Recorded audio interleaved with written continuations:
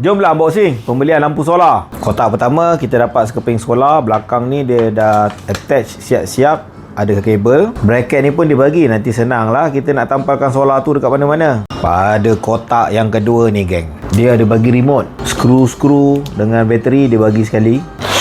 Okey, dia ada bagi satu solar. Secara kasarnya nak pasang antara lampu dengan panel solar senang je.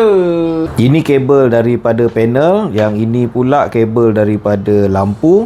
Cantum dia tak susah, memang tak ada cara lain, ada satu cara je untuk masukkan dia. Dengan remote ni kita boleh pilih lah, kita nak onkan dia ke, kita nak offkan dia ke. Lepas tu bila dia auto nanti, kita boleh pilih juga timer. Kau nak 3 jam, kau nak 5 jam, kau nak 8 jam je on. Okay, kita on kan. Ni adalah mode paling tinggi yang aku set sebelum bateri dia aku cas. Sekarang ni bateri dia, indikator menunjukkan dekat bawah ni cuma ada 60% sahaja. Inilah kecerahan dia geng, pada bateri 60%.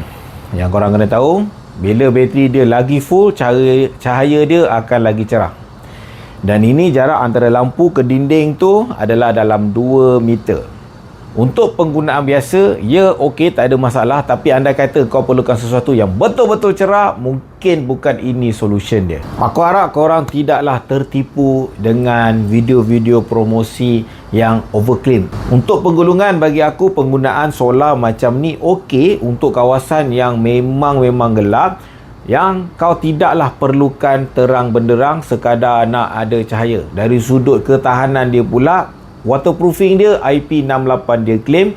Aku dah pakai dekat outdoor, hujan ribut, insyaAllah tak ada masalah, kecuali monyet lah, itu dah cerita lain. Keterangan dia betul, dalam 2 jam pertama rasa terang, lepas tu dia akan mula malap dan dia akan terus makin malap sampailah cahaya ada balik. Artinya dia betul-betul sedut bateri tu sampai bateri tu kosong.